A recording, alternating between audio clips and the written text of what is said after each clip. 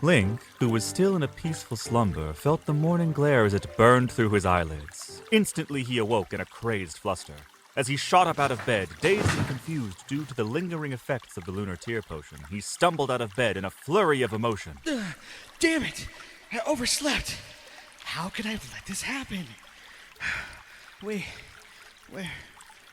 where is Zelda? He thought to himself as he noticed she was gone, with her bed neatly made. As he raced to throw on whatever traveling clothes he could find in a moment's hurry, he rushed out of the room looking for Zelda, not caring about what sort of clothes he had on, or if he had on any clothes at all. He realized, judging by the position of the sun, that it must have been nearly noon. So, in a panic, he ran down the intertwined bridges to where he thought Zelda and the others might have been. Surely she wouldn't leave the safety of the domain without her most trusted escort, right? He thought to himself. His best guess at this point was to head back to the banquet hall. He figured they were all still having lunch before they made their trek to visit Divine Beast Va Ruta. But then again, Link secretly hoped they were having lunch. He was famished, to say the least.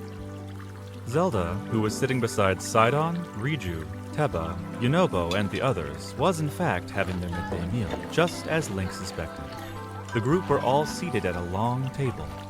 They were just finishing up their lunch as the double doors that led into the banquet hall barged open, revealing the late night.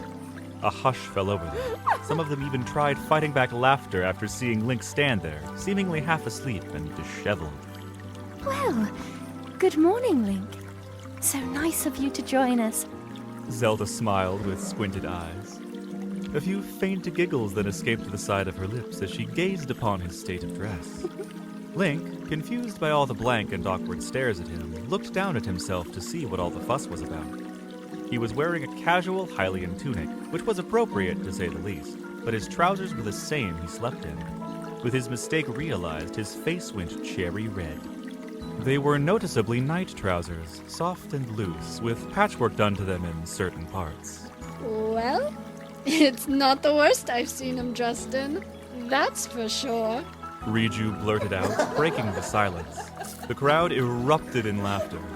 Link, not wanting to be the butt of anyone's jokes, lifted his head high and did a cool smirk towards them all. He wore his mistake proudly, unaffected by their laughs. It's all right, Link. We all had mornings like that, even though we would never like to admit it. Come, sit and eat. Sidon chimed in, coming to his defense as he hushed everyone in attendance. But before Sidon...